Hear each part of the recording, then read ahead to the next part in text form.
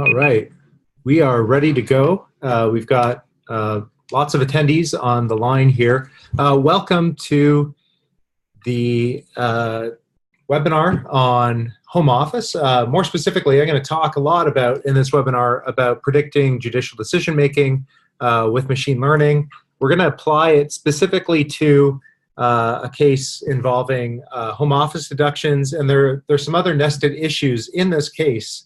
And we're gonna use a number of different functionalities of software to inform machine learning and how you might have thought about this case if you were actually in the position of the taxpayer trying to sort out this situation and trying to advise the taxpayer, trying to figure out how to proceed with this particular case if you're actually in that position. So allow me to introduce myself. My name is Ben Alarie. I am CEO of Blue Jay Legal. I also teach tax law here at the University of Toronto at the Faculty of Law, where I am now. If you've been on earlier webinars, you'll say, hey, Ben, this looks like a different place that you're giving the webinar from. Totally right. This is my office at the law school.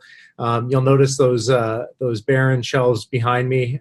Most of my research is done with electronic resources. No surprise there, but I do have some artwork. I'm mostly obstructing the artwork, but it does keep my mind clear, and it makes me happy. So I love having that artwork here in the background. I'm not going to distract you with it. I'm going to basically get in the way of that artwork as we work through the webinar today. So welcome. It's really a pleasure for me to be here and chatting with you all about how we can use machine learning to help figure out issues like whether or not a home office is deductible.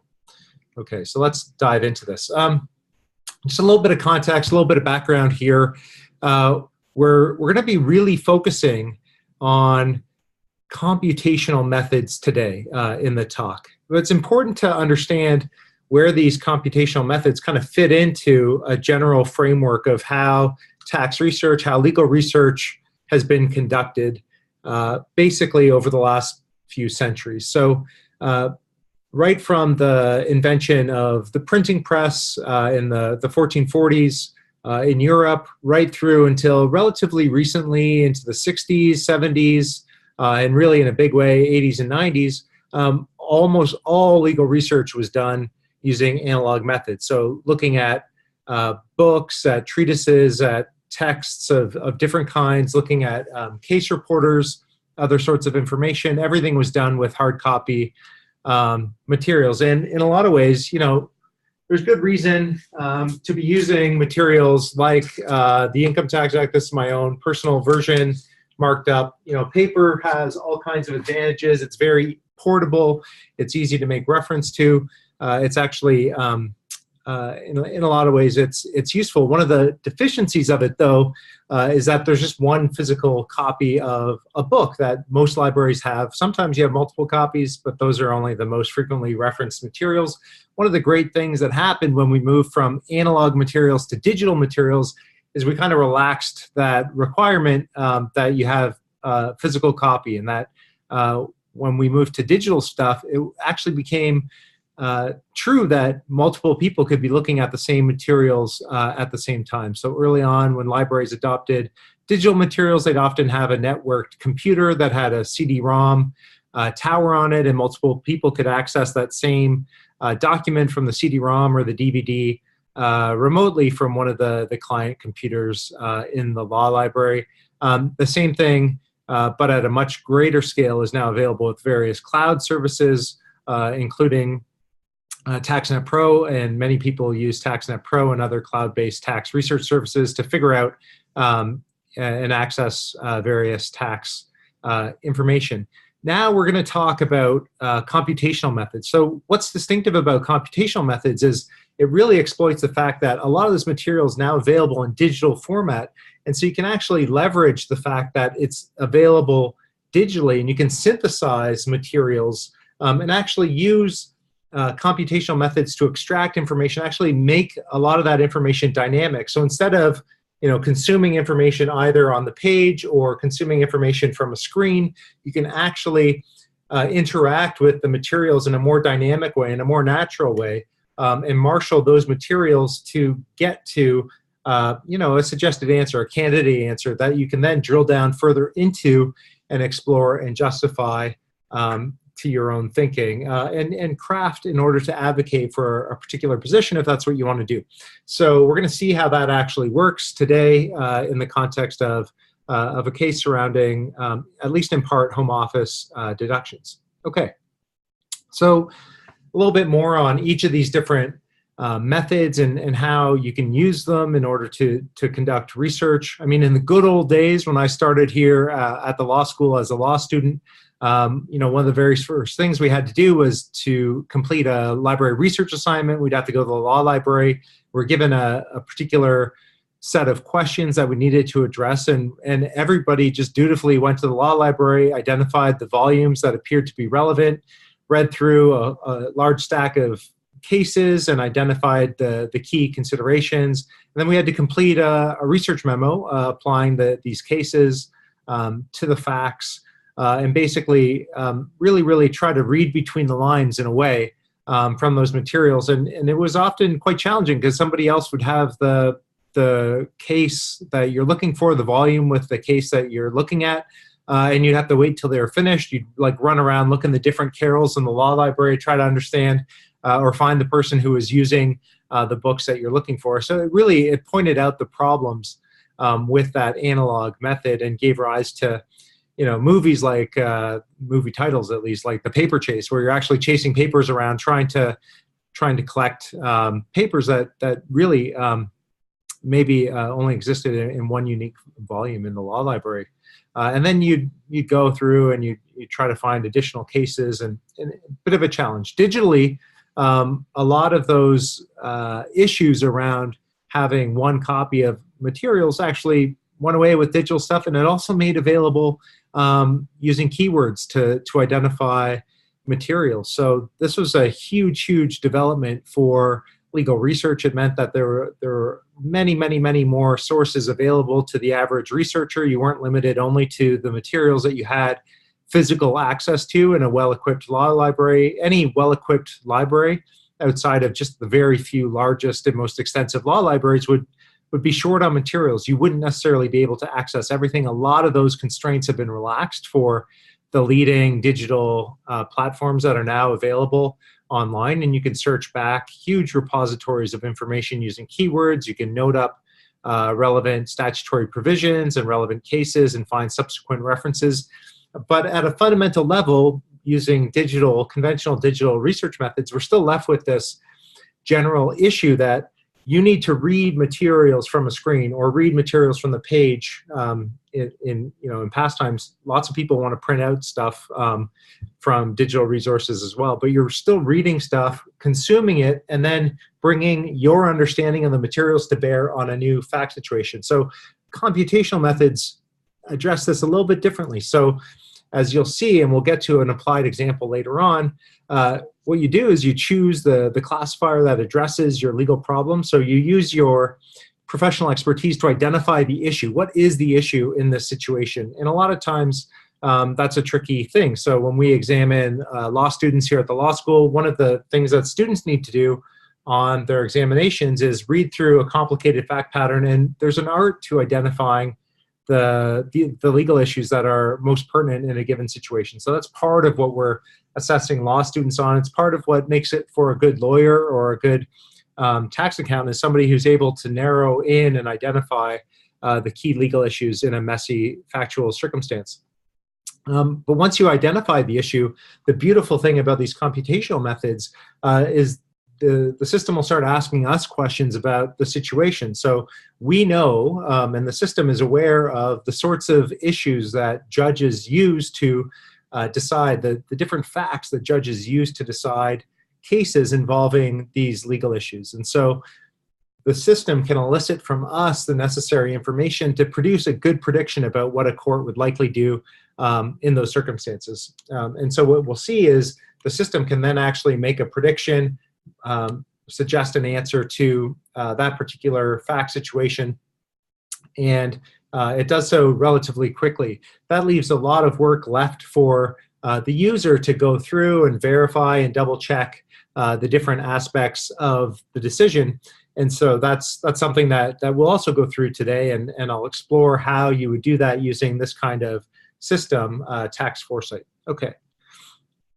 All right. So what are people using Tax Foresight to do? What are the functions? So we can use the software, but at a high level, what would be the motivations for using this kind of software? By far, the most important thing is to produce the highest quality advice. So one of the reasons why taxpayers go to see tax accountants, tax lawyers, is to get the best possible advice. People really like for their lawyer, their accountant, to be the experts, to know precisely what it is that they should be doing from a tax perspective. I'm a weirdo, I admit. I find tax totally fascinating. Yesterday, I spent the entire day working through the latest issue, or the latest revisions to Canadian income tax law. This book here that I have with a few co-authors made a whole bunch of updates and changes to the text in preparation for the 6th edition that's going to be published later this year. And it was awesome. It was fun. It was I just put my head down and worked all day on the revisions and worked through all the latest things and happenings in tax. Not everybody is like me. I acknowledge it's a little bit unusual for someone to derive such joy from doing tax all day, but it's totally fascinating. Lots of clients really just want their tax lawyers, tax accountants to be the ones who tackle these issues. And so they're quite happy for their advisors to be experts in this and use systems like Tax Foresight to inform their advice. And that's what the system really allows you to do, is to be the best possible producer of sound tax advice that you can possibly be.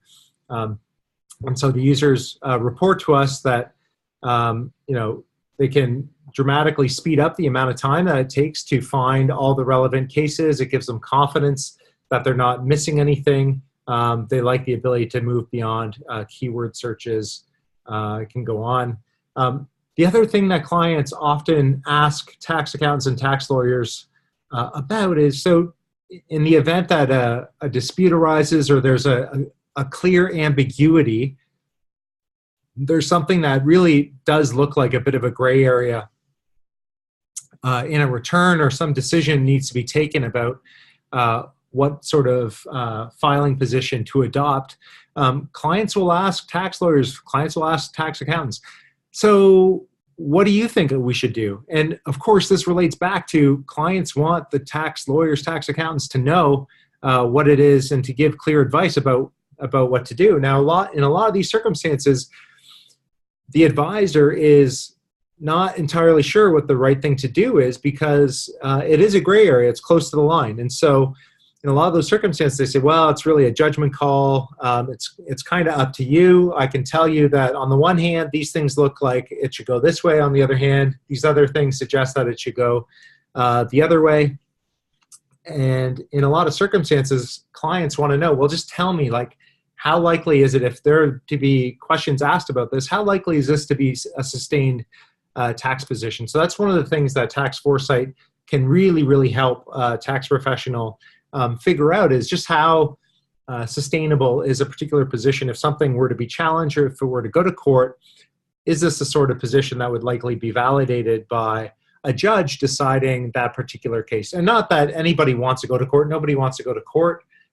Everybody would much prefer to just live a quiet life and go forward and not have to go through the emotional turmoil and the financial cost of taking something to trial if it can be helped.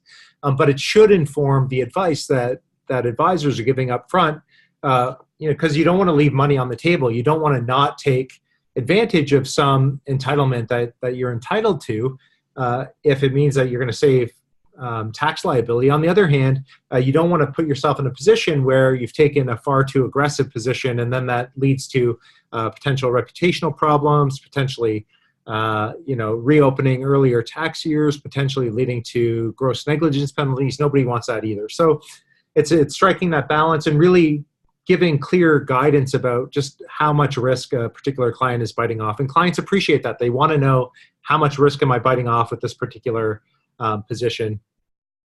And then finally, one of the interesting features of this is that the advice is independent. So if you are advising a client, and it seems like one of these gray areas, as a private advisor, what you can do is generate one of these reports based on this computational methodology and file that with the taxpayer's information. So if you're providing tax accounting services to somebody and you're worried that sometime down the road on audit, perhaps this position might be challenged, what you can do is save this report with the taxpayer's materials and then produce it later to justify the position. Say, well, at that time, based on these answers, which are factually accurate, this was the best view of the situation. And so that's why we took the position that, for example, these home office expenses were deductible, just as an example. And the flip side is, increasingly, as these tools become more widely available, those who are conducting the audits, those who are looking at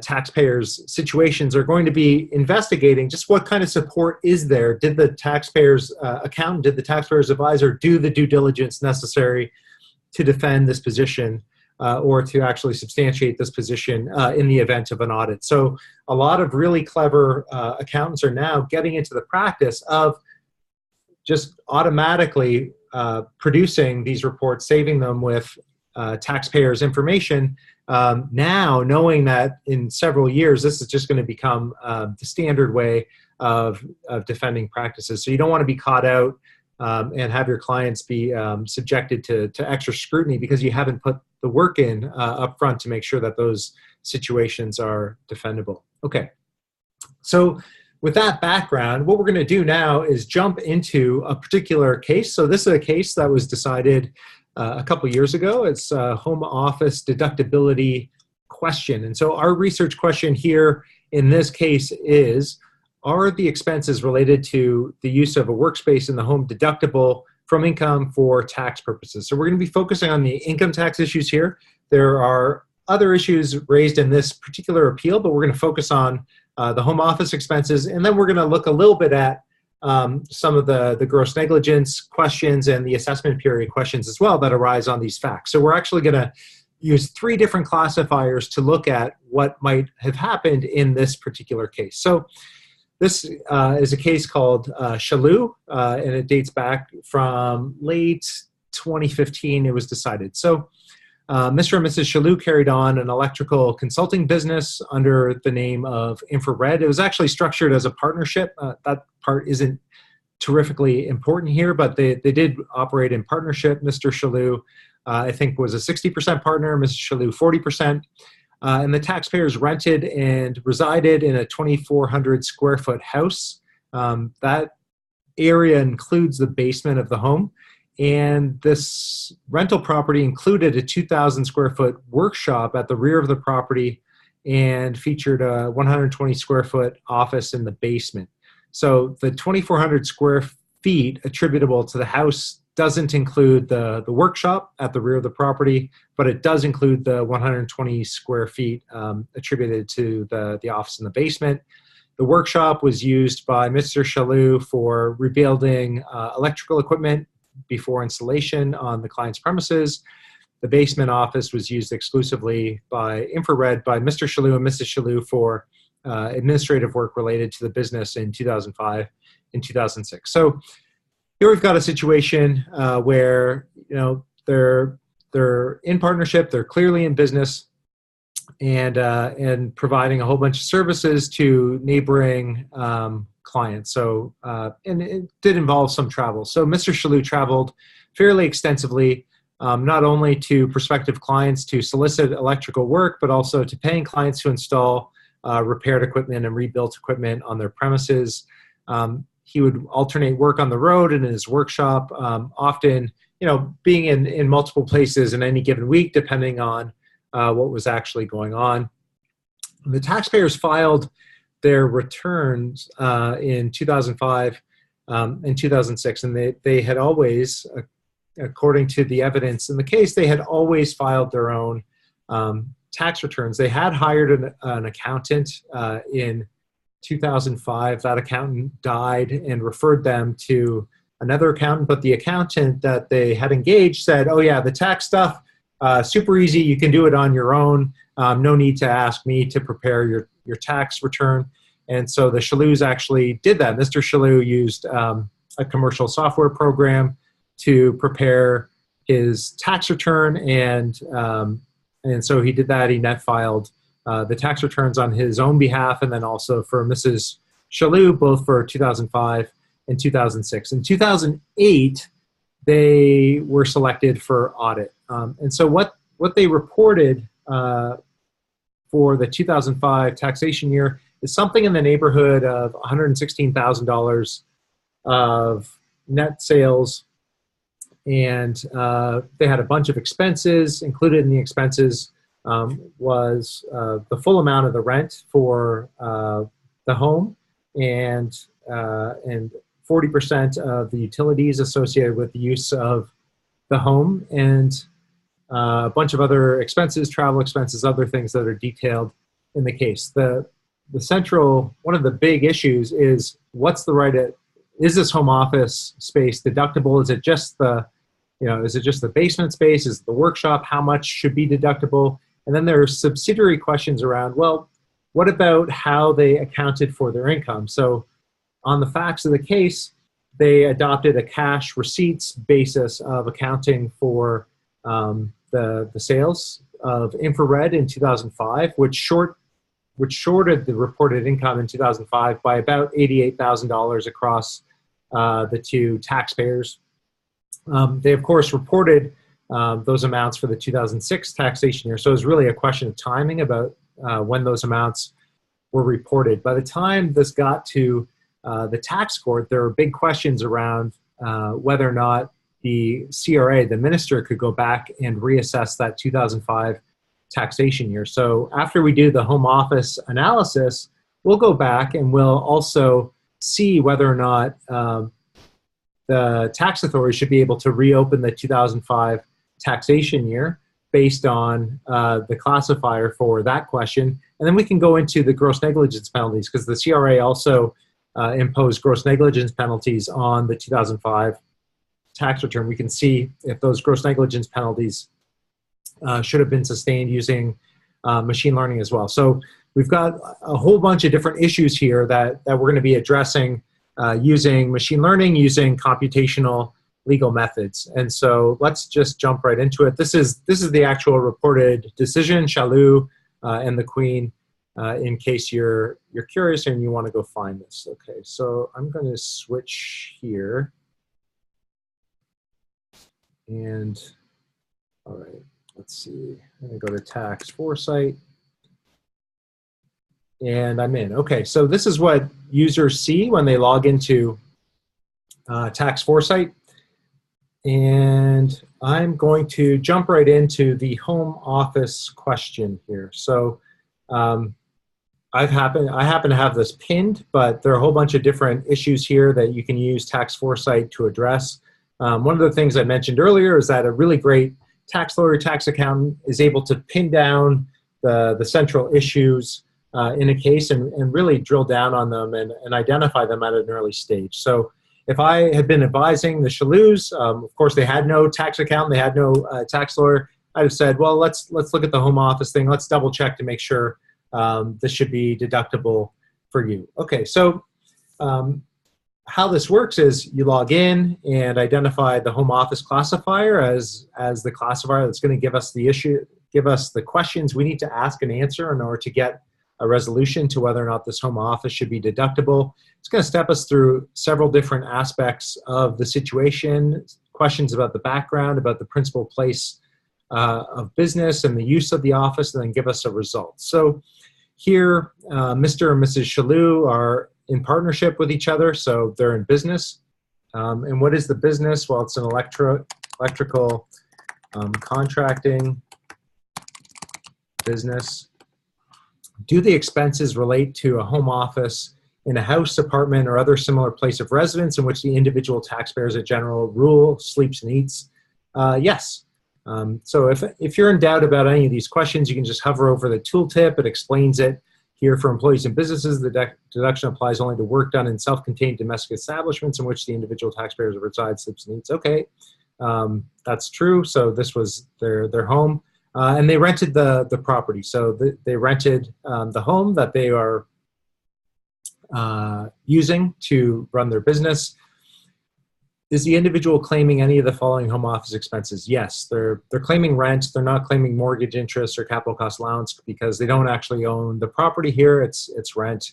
Are the expenses used to create or increase a loss? Here the answer is no. So click next.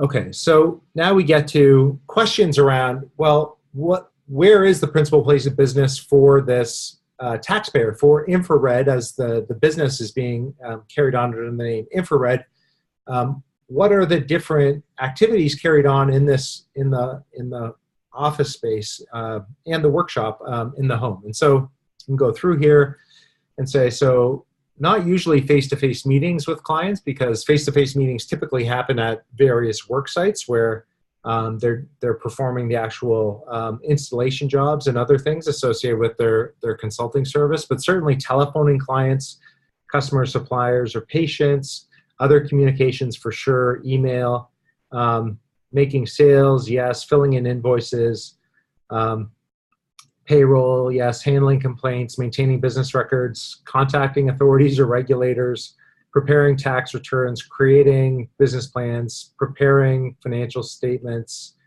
debatably, talking with accountants, lawyers, or other business advisors, yeah, for sure. So almost all of these things are being conducted out of the home office. Does the individual taxpayer work in locations other than the home office? Yes. So there's a part of this activity that's actually carried on in other places. On average, how many days per week does the taxpayer use the home office for work purposes?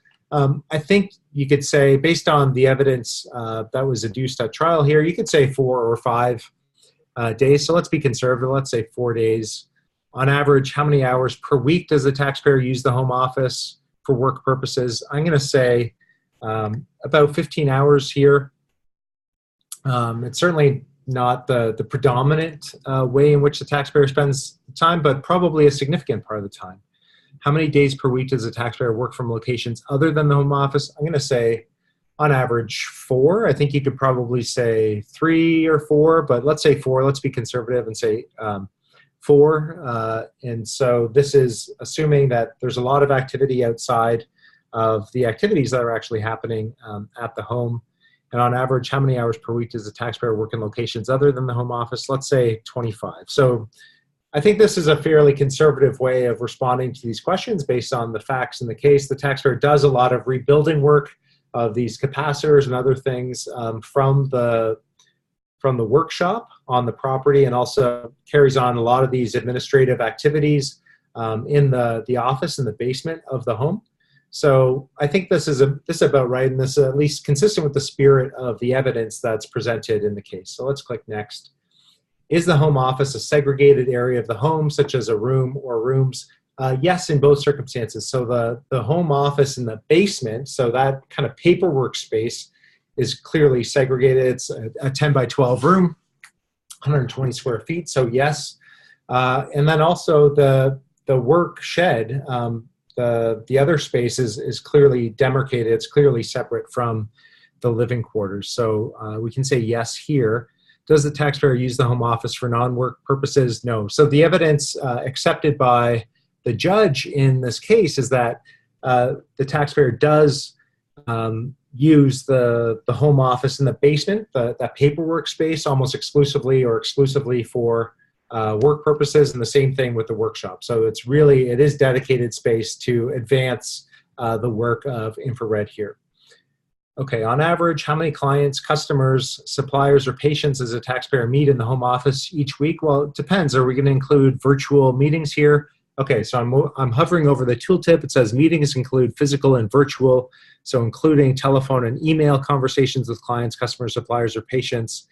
For seasonal work, consider an average week within the active season. So I'm going to say, let's be conservative again. Let's say 3 meetings or 3 phone calls with different clients. It's probably not quite the level of activity that's going on here, but I want to be conservative. I don't want to just assume too much here. On average, how many days does the taxpayer meet with customers, suppliers, or patients in the home office each week?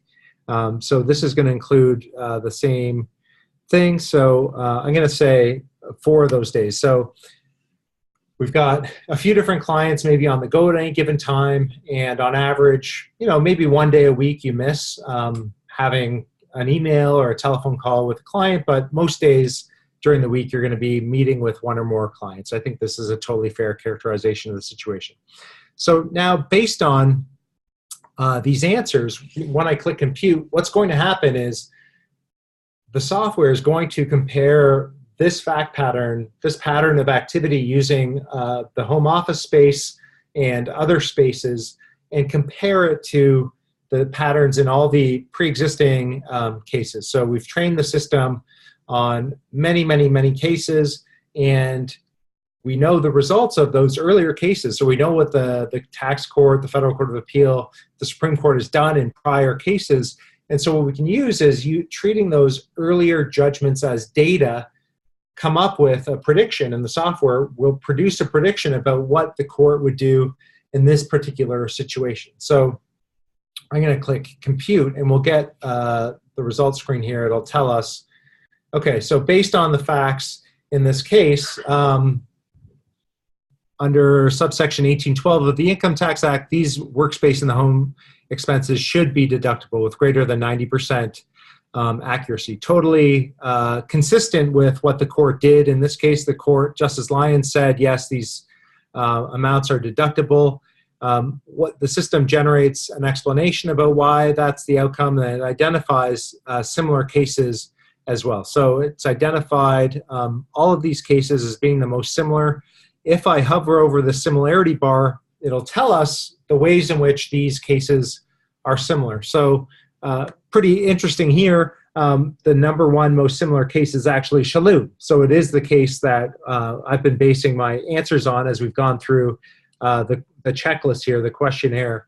And it's saying that essentially all the factors are similar in Shalhoub as we've reported them. Now let's see, what about Allen? Allen is all similar.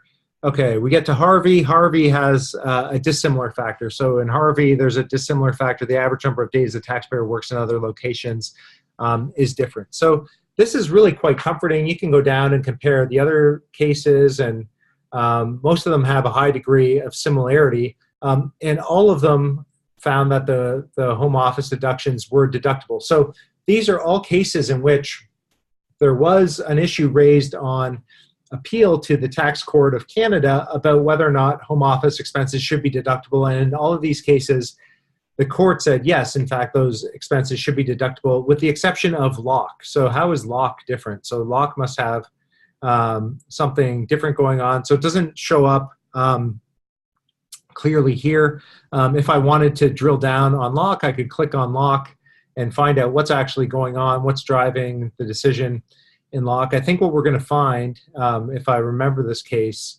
is that, yeah, so Locke had a second office. He had a primary office downtown. Yeah, so he's a lawyer. This is one of the cases that we actually talk about in my tax class. So I'm familiar with Locke. It's because it was a secondary office, so it's different in that respect. If I wanted to check out any of these cases, if I want to check out Shalhoub, I can click on Shalhoub. It'll take me right into TaxNet Pro, links to the outcome of the analysis. And you'll see there's a lot to this case, quite an extensive judgment. So if you're interested in all of the details after we're done today, I'd urge you to go check that out. It's pretty interesting. And then we've got the ability to find additional cases. So that's using Case Finder.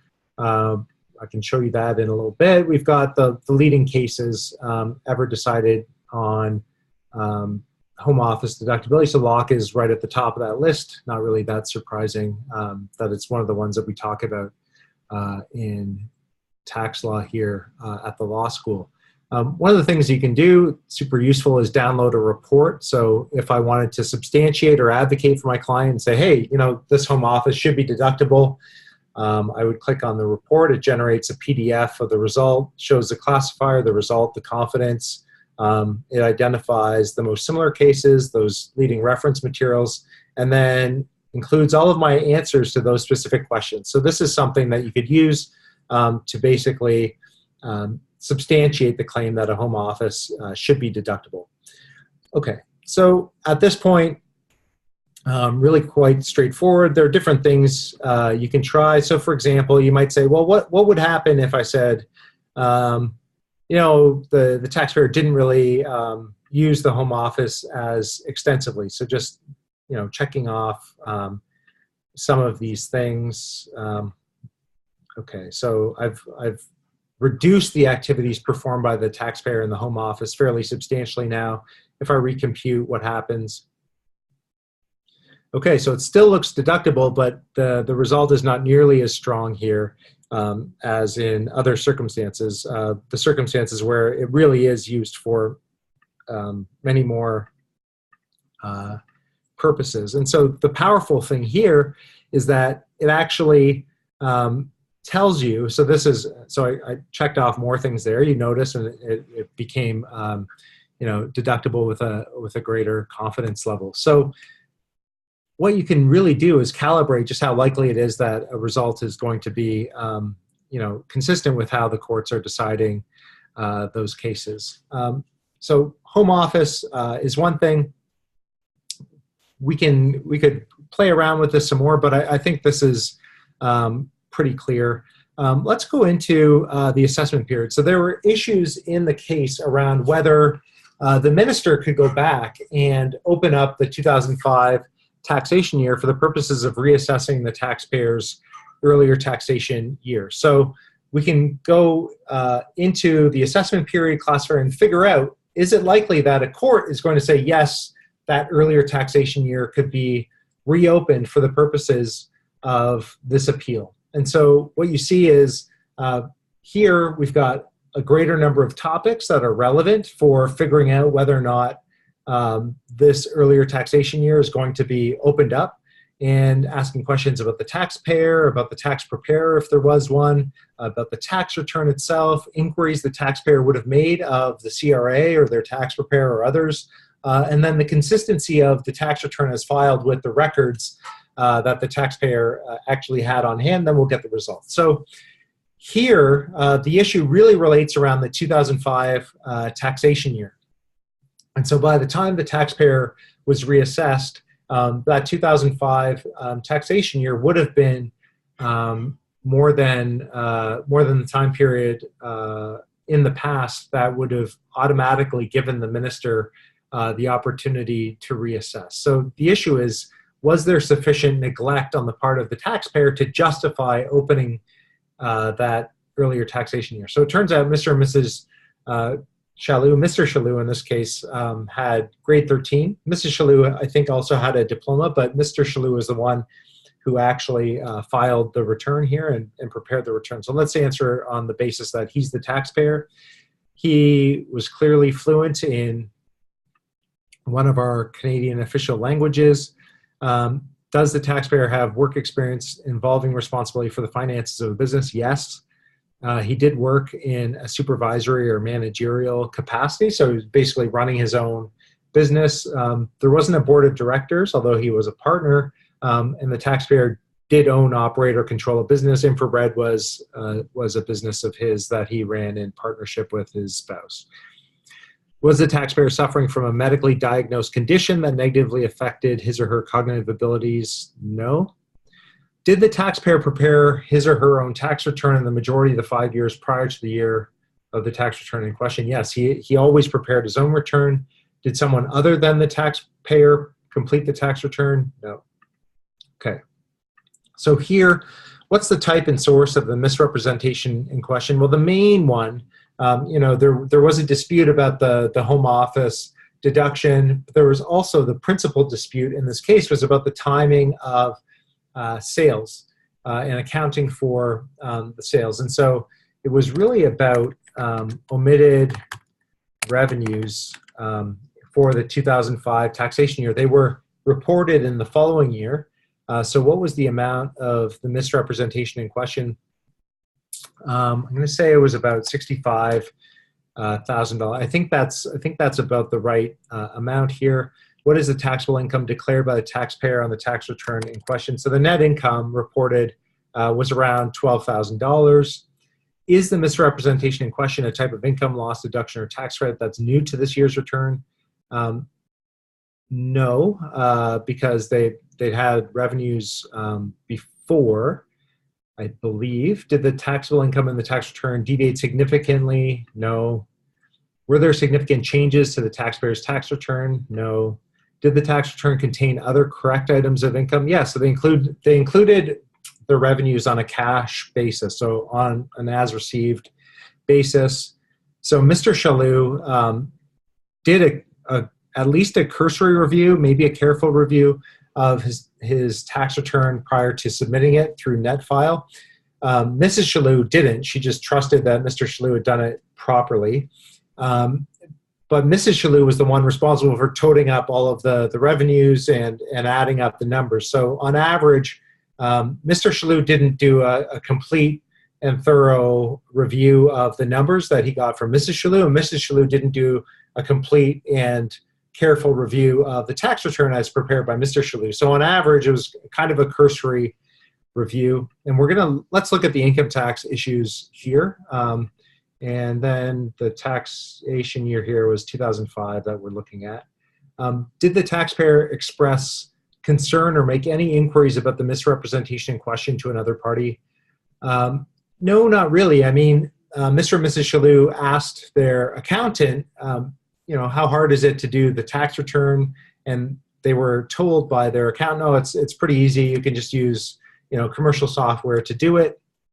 They didn't seek professional advice about the timing of including amounts in income. So they didn't ask the accountant, do we include amounts on a cash basis or on an accrual basis? Did the taxpayer contact the CRA to ask them the same question? No, they didn't. Okay. Does the tax return accurately reflect all the records received by the taxpayer over the course of the year? So for example, bank records, employer tax form, no.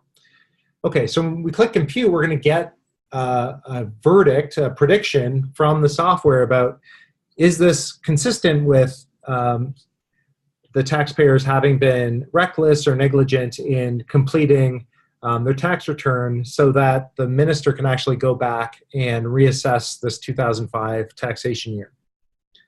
Okay, so yeah, very, very strong confidence here that the court would say, yes, this misstatement was attributable to neglect or carelessness on the part of the taxpayers. We get an explanation here about why that's the outcome. We get a whole bunch of cases here. Interestingly, here we got the Shalhoub case. It comes in sixth here. It's got all the similar factors. It's interesting. There looks like some of the factors I may not have reproduced exactly right here, but very, very close set of facts overall. You can see that similarity bar is very, very close to being at the top. And so we've got all of these cases saying, yes, attributable to negligence or carelessness. These are the leading references. Similarly, you could download a report here. You can go back and change answers and see just how sensitive this result is. So if we say the taxpayer did have a diploma or university degree, which is what I think has been interpreted a little bit differently here, it doesn't change the result. So you can play with this. You can download the report. So as the taxpayer, I think you might not like this result, but it would basically inform you that spending a lot of time or money trying to fight reopening this earlier taxation year is probably not going to be worth it. Instead, what you should do is focus on the merits of the case. So should you actually have to pay gross negligence penalties, for example, with respect to this earlier taxation year, which is something that we can also tackle using a classifier. So it looks like the Home Office, you should win. It should be fully deductible. The assessment period says, you know what, you're going to have to respond to what's going on in the 2005 tax return, even though it's beyond the usual limitation period. What about the penalties that the minister is trying to impose on the taxpayer here? Can the taxpayer avoid the gross negligence penalties? Incidentally, the court did say, yes, the 2005 taxation year could be opened up because of neglect or carelessness. Okay, so Same similar structure here for the gross negligence classifier. How many years of full-time education has the taxpayer completed? 13. Taxpayer, yes, is fluent in either English or French. The taxpayer has done each of these things, so this is very similar. The taxpayer was not suffering from a medically diagnosed condition. The taxpayer did prepare his or her own tax return. Someone other than the taxpayer did not complete the tax return for them. So what's the main type and source of the false statement or omission in question? Well, we'll just say the same thing, omitted revenues. The dollar amount, we'll use the same dollar amount, $65,000. If the taxpayer filed a tax return, what was the taxable income? About $12,000. Is it new to this year's tax return? No. Did it deviate significantly? No. Were there significant changes? No.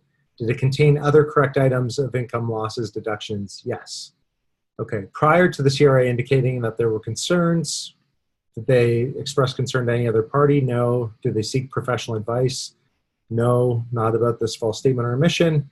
And did they contact the CRA to inquire about the false statement or omission? No. So they didn't ask anyone about how do we account for the receipts. Do we do it on an as invoice basis or as received basis? Had they done that, I'm pretty sure they would have got the right information from the CRA or from their accountant. They just went ahead and decided to do things on a cash basis. Of course, this meant that in 2006, they did include those amounts. So it's not a huge misstatement. It does affect the timing of some of these things. Okay, does the tax return accurately reflect all the records received by the taxpayer over the course of the year? No. Okay, so for the gross negligence classifier, this is a higher standard for imposing these gross negligence penalties than opening up the taxation year for the reassessment period. And so what we should expect to see here when we get the result is essentially, my prediction is it should be a lower confidence that the taxpayers were grossly negligent. And moreover, it assumes that there's no merit at all to the position that the taxpayers took in terms of their tax return as it's filed. Now here, I think the minister may have a bit of an uphill battle in showing that this was grossly negligent in the sense that the taxpayers have honestly reported all of the revenues from the electrical consulting business. It's really a timing issue as between the 2005 and 2006 taxation years. So it's not kind of a pure case of $65,000 of income just going unreported entirely. So we need to interpret this result in the right way. So this result is going to say, if the taxpayers never reported this income, what are the chances that the gross negligence penalties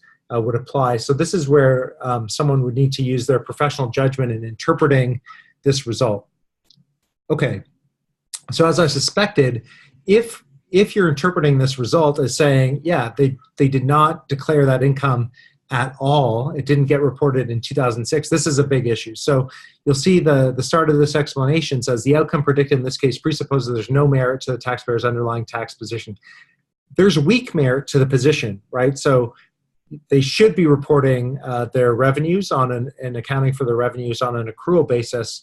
But here they do have a bit of an argument on the merit, saying, well, this is really a timing issue as between 2005 2006. So maybe a court would say, well, the gross negligence penalties maybe should not necessarily apply in this case. But you can see that they do have some breathing room as compared with the assessment period. And in fact, the court in this case did say that the gross negligence penalty should not apply with respect to the 2005 taxation year, because they said the taxpayers were just, they accepted the taxpayer submission that the taxpayer was not particularly sophisticated when it came to tax matters, and so didn't understand that they needed to report that income on an accrual basis rather than on a cash basis. Okay, so let's see. If you're advocating for a taxpayer, you might want to drill down a little bit further into additional cases that you might find. So you might click on the tax find or the case finder functionality here and say, okay, I want to find all of the cases where the taxpayer was found not grossly negligent, and I'm going to try to find taxpayers who look a lot like my taxpayer, so where they're fluent in English or French. where they have those elements of sophistication, similar to Mr. Shalou here, where they themselves completed the tax return, and where the amounts are similar. So let's say between $50,000 and $80,000.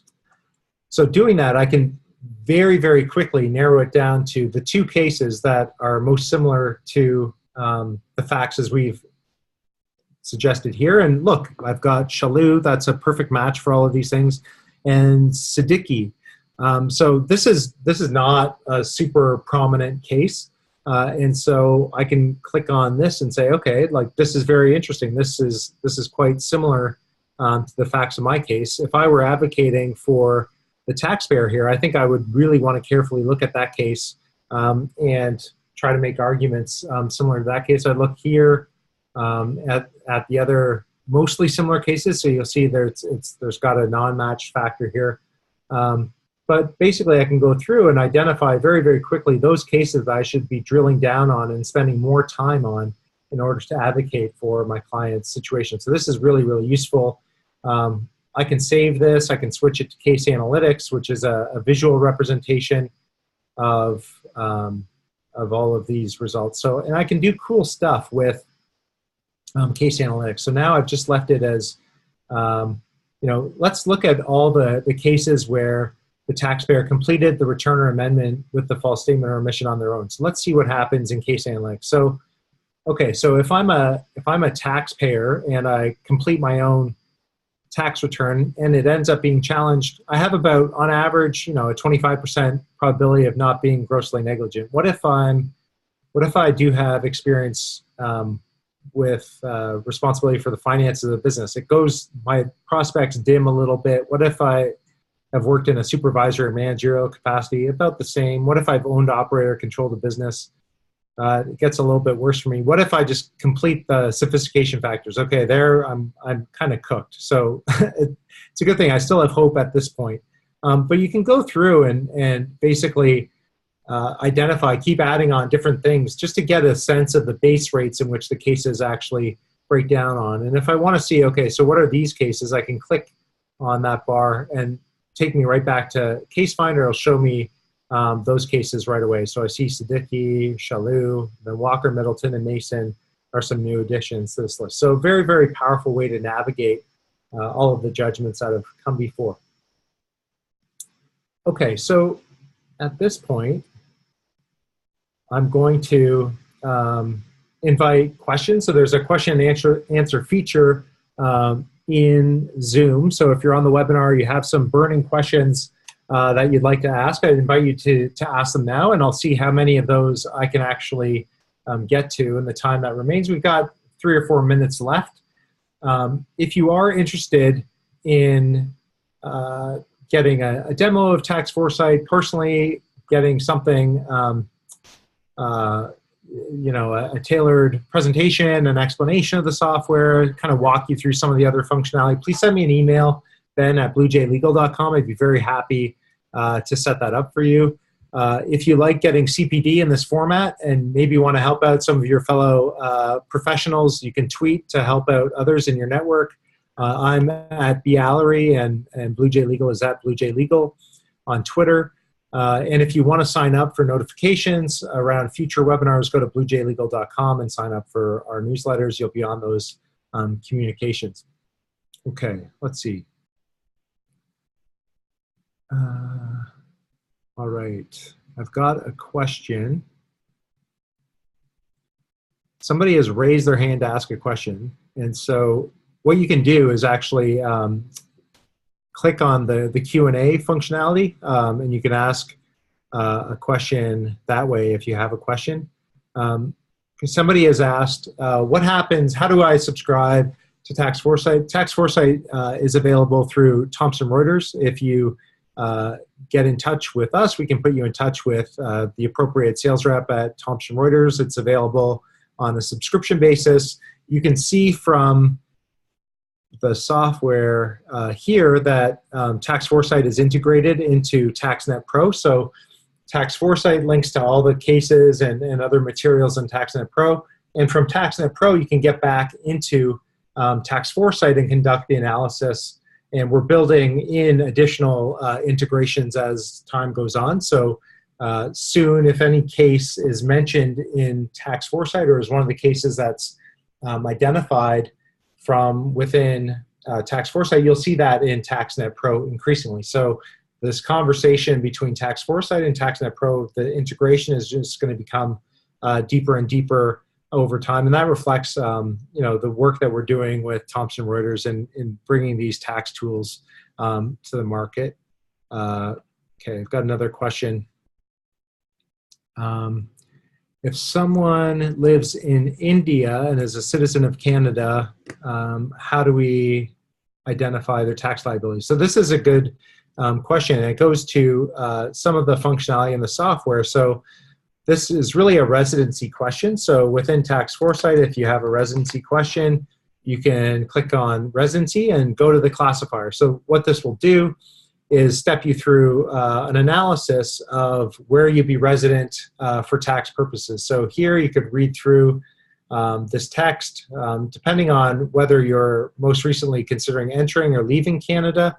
You click on leaving Canada, and then you could select the country here. So if it's India, you click India, and then you can set through. So the functionality is largely the same. You go through, it asks you a whole bunch of questions about your situation, would tell you where you'd actually be taxable for tax purposes. So there's a functionality in the software that can help you figure out how a Canadian court would analyze a situation where you may have two different jurisdictions that are vying for claims that you're resident for tax purposes in that jurisdiction. So we can actually help you with that sort of question using Tax Foresight.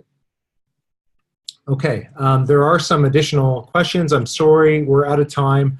I want to respect everybody's time on the webinar today, but I thank you very much for joining me for this webinar. We focused on home office. We also touched on the assessment period. We touched on gross negligence penalties. We did a little bit of poking around with the case navigation, the case finder, and case analytics as well. So there's lots more to see, though. Tons of issues, about 25 issues that Tax Foresight addresses. They're the 25 most common issues that come up. If you do have an interest in exploring further what those look like, we have a number of archived webinars on our website at bluejaylegal.com. And you can also reach out to me, send me an email, ben@bluejaylegal, and I'll hook you up with a personalized demo. One of our team members will step you through the product, and you can get a sense of how Tax Foresight can be used in your practice. Thanks very much, everybody, and have a great rest of the week. And tonight's Game 7 for the Leafs, so go Leafs go, and have a great afternoon, everybody. Take care.